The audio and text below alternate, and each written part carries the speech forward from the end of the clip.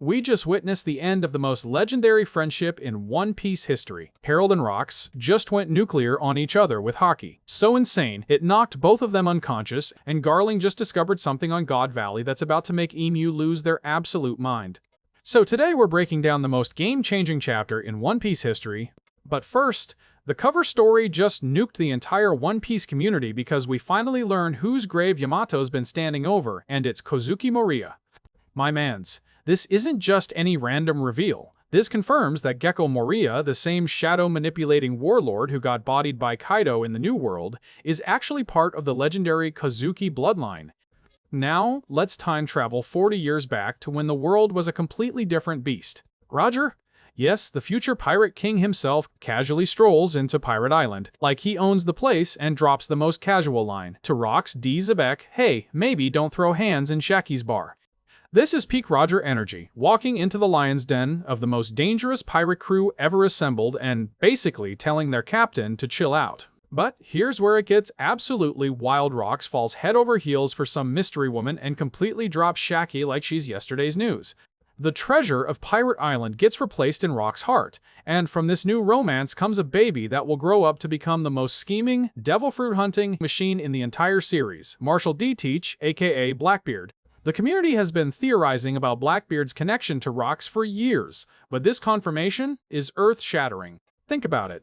Whitebeard, who was Rock's right-hand man, absolutely knew who Teach really was when he took him into his crew. Pops literally adopted the son of his former captain, tried to give him the family and love that Rox never could, only for Teach to backstab him at Marineford in the most brutal twist of irony imaginable.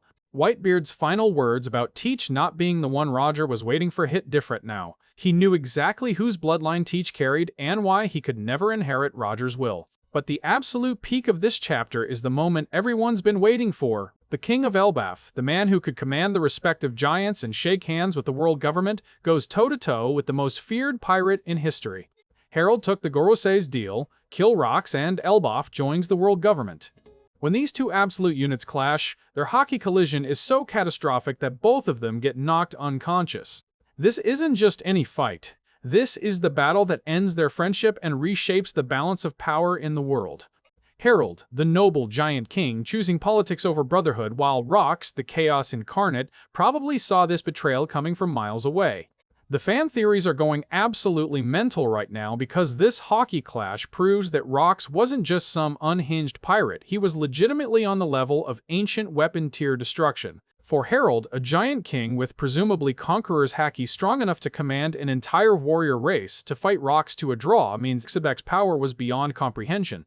No wonder it took both Roger and Garp to finally put him down at God Valley. And speaking of God Valley 39 years ago, Figurlin Garling discovers something that he knows will make Emu absolutely lose their mind with excitement.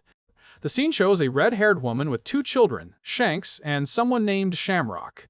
The community is split on whether this woman is Shanks' mother or if there's some deeper celestial dragon conspiracy happening, but either way, this discovery is the trigger for everything that's about to unfold.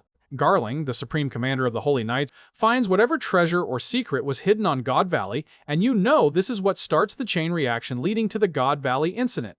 What we know for sure is that this red-haired woman and her children represent something so valuable that it catches the attention of someone who reports directly to the ruler of the world. Here's what's absolutely bonkers about this timeline. We're watching the chess pieces get set up for the most important battle in One Piece history.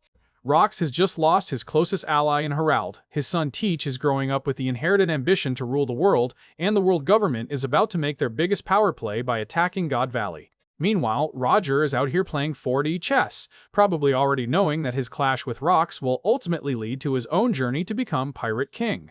Blackbeard inheriting not just Rox's ambition, but potentially his knowledge about the true history of the world. The connection between the D bloodline and the ancient weapons. Shanks' mysterious heritage linking back to both the celestial dragons and whatever secret Garling discovered. Every single revelation in this chapter connects to the endgame of One Piece in ways that are making the community absolutely lose their minds.